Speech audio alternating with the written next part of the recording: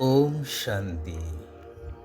सत्य पिता निराकार सोमनाथ महाप्रभुंकर सोमरस अर्थात ज्ञान अमृत को पान करुथिबा निराकारी आत्मिक प्रभु संतान मानंकु अंतरर सहित ईश्वरीय शुभ अभिनंदन शुभेच्छा सुस्वागतम सुप्रभात।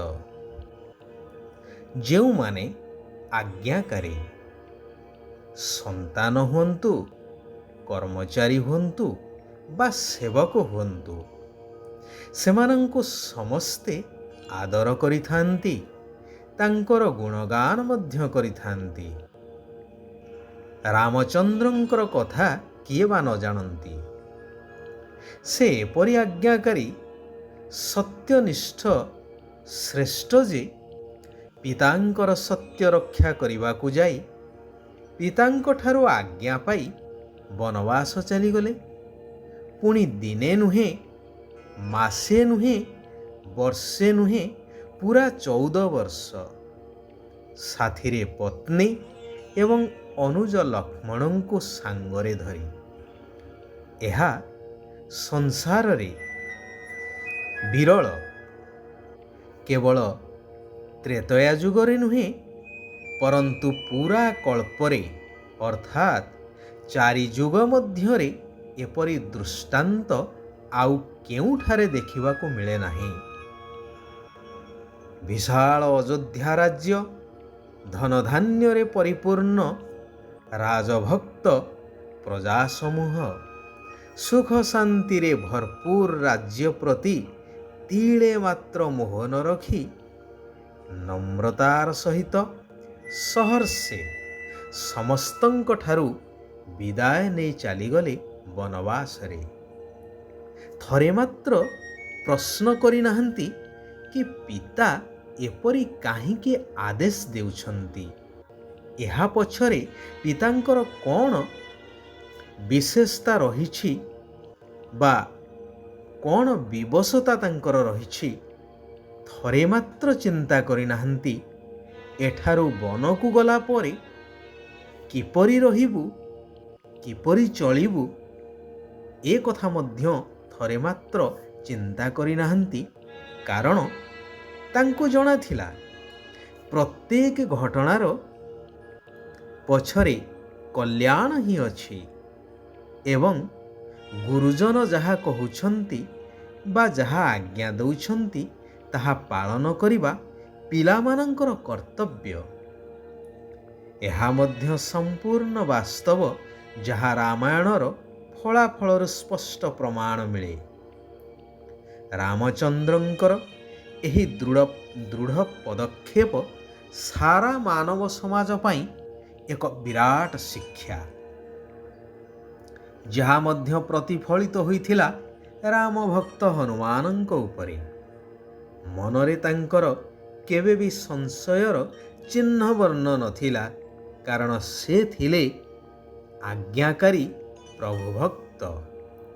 ଶ୍ରୀରାମଚନ୍ଦ୍ରଙ୍କ ଉପରେ ପ୍ରଗାଢ଼ ବିଶ୍ୱାସ ରଖି ତାଙ୍କ ନାମକୁ ସ୍ମରଣ କରି ପ୍ରତ୍ୟେକ କାର୍ଯ୍ୟ ସହଜରେ ସିଦ୍ଧ କରୁଥିଲେ।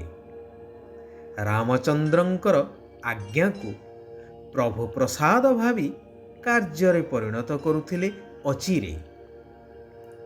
ମୋଟାମୋଟି ଭାବରେ କୁହାଯାଇପାରେ କି ଆଜ୍ଞାକାରୀ ସନ୍ତାନମାନଙ୍କର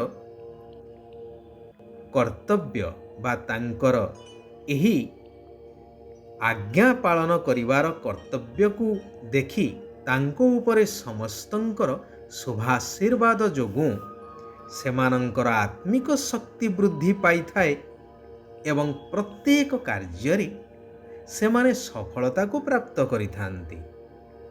କଥାରେ କୁହାଯାଏ ନା କି ବର୍ତ୍ତମାନ ନା ସେ ରାମଚନ୍ଦ୍ର ଅଛନ୍ତି ନା ସେ ରାଜ୍ୟ ଅଛି, ଅର୍ଥାତ୍ ନା ପିତା ଧର୍ମ ପାଳନ କରୁଛନ୍ତି, ନା ସନ୍ତାନ ପିତୃଭକ୍ତ ଅଛନ୍ତି। ସେଥିପାଇଁ ସତ୍ୟ ପିତା ନିରାକାର ପରମାତ୍ମା ଶିବ ଭଗବାନ କହୁଛନ୍ତି, ମଧୁର ସନ୍ତାନଗଣ, ତୁମମାନଙ୍କୁ ନିଜର ଦୈବୀ ଏବଂ ମିଠା ଚଳଣି ଦ୍ୱାରା ଭଗବାନଙ୍କର ପ୍ରତ୍ୟକ୍ଷତା କରିବାକୁ ହେବ। ସମସ୍ତଙ୍କୁ ଶିବ ବାବାଙ୍କର ବାସ୍ତବିକ ଜ୍ୟୋତି ସ୍ୱରୂପର ପରିଚୟ ଦେଇ ଭବିଷ୍ୟ ଦୈବୀ ସମ୍ପତ୍ତିର ଅଧିକାରୀ କରାଇବାକୁ ହେବ। ଏହା ହିଁ ସତ୍ୟ ପିତାଙ୍କର ତାଙ୍କର ସତ୍ୟନିଷ୍ଠ ସନ୍ତାନମାନଙ୍କ ପ୍ରତି ଆଜ୍ଞା। ଯେଉଁମାନେ ଏହାକୁ ଆନ୍ତରିକତାର ସହିତ ପାଳନ କରିଥାନ୍ତି ସେହିମାନେ ହିଁ ଭବିଷ୍ୟ ସତ୍ୟଯୁଗୀ ସ୍ୱର୍ଗ ରାଜ୍ୟରେ ଉଚ୍ଚ ପଦର ଅଧିକାର ପ୍ରାପ୍ତ କରିଥାନ୍ତି। ସେଥିପାଇଁ ପ୍ରଥମେ ନିଜକୁ ଜ୍ୟୋତିର୍ବିନ୍ଦୁ ଆତ୍ମନିଶ୍ଚୟ କରିବା ଆବଶ୍ୟକ। ଯେଉଁମାନେ ଦେହୀ ଅଭିମାନୀ ଅର୍ଥାତ୍ ଆତ୍ମ ଅଭିମାନୀ ସେମାନେ ବହୁତ ମିଠା ଏବଂ ସ୍ନେହୀ ହୋଇଥିବେ। ସେମାନେ ଭଗବାନଙ୍କର ଶ୍ରୀମତ ଅନୁସାରେ ସଠିକ୍ ଭାବରେ ଚାଲିବେ। କେବେ କୌଣସି ବି କାର୍ଯ୍ୟ ପାଇଁ ବାହାନା କରିବେ ନାହିଁ। ସର୍ବଦା ଆଜ୍ଞାକୁ ପାଳନ କରି ଚାଲିବେ। କେବେ ହେଲେ ମନା କରିବେ ନାହିଁ। ଯେବେ କି ଦେହ ଅଭିମାନୀ ବା ଦେହ ଅହଙ୍କାରୀମାନେ ଭାବନ୍ତି ଯେ ଏହି କର୍ମ କଲେ ମୋର ସମ୍ମାନ କାଳେ ଚାଲିଯିବ, ମୋର କାଳେ କ୍ଷତି ହୋଇଯିବ, ମୋର ଶରୀର ଅସୁସ୍ଥ ହୋଇଯିବ ଇତ୍ୟାଦି। କିନ୍ତୁ ଆତ୍ମ ଅଭିମାନୀ ସର୍ବଦା ଭଗବାନଙ୍କର ନିର୍ଦ୍ଦେଶ ଅନୁସାରେ ଚାଲିବେ। ଶିବ ବାବାଙ୍କ ପ୍ରତି ପୂରା ସମ୍ମାନ ରଖିବେ। କେବେ ହେଲେ କ୍ରୋଧରେ ଆସି ବାବାଙ୍କର ଅବଜ୍ଞା କରିବେ ନାହିଁ। ସେମାନଙ୍କର ନିଜର ଦେହ ପ୍ରତି ମଧ୍ୟ ଆକର୍ଷଣ ନଥିବ। ଶିବ ବାବାଙ୍କର ୟାଦ ବା ସ୍ମୃତି ଦ୍ୱାରା ନିଜର କଲ୍ୟାଣ କରିଚାଲିବେ। କୌଣସି କଥାକୁ ଅକଲ୍ୟାଣ ହେବାକୁ ଦେବେ ନାହିଁ। ସେଥିପାଇଁ ଉତ୍ତମ ଜ୍ଞାନୀ ଆତ୍ମାମାନଙ୍କର ସର୍ବଦା ସଙ୍ଗ କରିବାକୁ ହେବ। ଦେହ ଅଭିମାନୀମାନଙ୍କର ସଙ୍ଗଠାରୁ ବହୁତ ଦୂରରେ ରହିବାକୁ ହେବ। ଶିବ ବାବାଙ୍କ ଦ୍ୱାରା ଏହି କଲ୍ୟାଣକାରୀ ପୁରୁଷୋତ୍ତମ ସଙ୍ଗମ ଯୁଗରେ ସ୍ଥାପିତ ଜ୍ଞାନଯଜ୍ଞର ବହୁତ ସ୍ନେହର ସହିତ ସ୍ୱଚ୍ଛ ହୃଦୟର ସହିତ ଦାୟିତ୍ୱ ବହନ କରିବାକୁ ହେବ। ଶିବ ବାବା କହୁଛନ୍ତି, ଜ୍ଞାନ, ଗୁଣ ଏବଂ ଶକ୍ତି ଗୁଡ଼ିକରେ ସମ୍ପନ୍ନ ହୋଇ ଦାନ କରୁଥିବା ମହାଦାନୀ ହୁଅ। ଯେହେତୁ ତୁମମାନଙ୍କର ପିତା ସ୍ୱୟଂ ଭଗବାନ ଦାତା, ବରଦାତା, ଭାଗ୍ୟ ବିଧାତା, ତେଣୁ ତାଙ୍କର ସନ୍ତାନ ହିସାବରେ ତୁମକୁ ମଧ୍ୟ ସମସ୍ତଙ୍କୁ ମହାଦାନୀ ହୋଇ ଦାନ କରିବାର ଅଛି ଜ୍ଞାନ, ଗୁଣ ଏବଂ ଶକ୍ତି ଗୁଡ଼ିକର।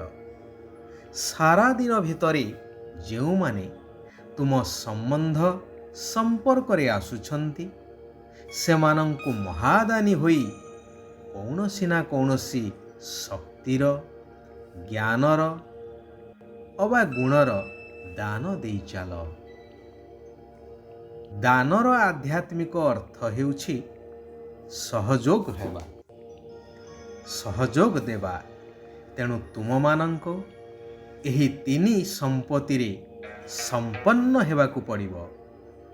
ଗାଳି ଦେଉଥିବା ଆତ୍ମା ହେଉ, ନିନ୍ଦା କରୁଥିବା ଆତ୍ମା ହେଉ, ଯେପରି ବି ହୋଇଥାଉ ତାକୁ ମଧ୍ୟ ନିଜର କଲ୍ୟାଣକାରୀ ମନୋବୃତ୍ତି ଦ୍ୱାରା ବା ଶ୍ରେଷ୍ଠ ସ୍ଥିତି ଦ୍ୱାରା ଗୁଣଦାନ କର। ଯେଉଁମାନେ ଏକମାତ୍ର ଶିବ ବାବାଙ୍କ ଉପରେ ପ୍ରଭାବିତ ହୋଇଛନ୍ତି ସେମାନଙ୍କ ଉପରେ କୌଣସି ବି ଆତ୍ମାର ପ୍ରଭାବ ପଡ଼ିପାରିବ ନାହିଁ। ଆଚ୍ଛା, ସାରା ବିଶ୍ୱର ଆତ୍ମାମାନଙ୍କର କଲ୍ୟାଣ ହେଉ ସମସ୍ତେ ସୁଖ ଆଉ ଶାନ୍ତିର ଅନୁଭବ କରନ୍ତୁ। ଓମ୍ ଶାନ୍ତି। ଓମ୍ ଶାନ୍ତି। ଓମ୍ ଶାନ୍ତି।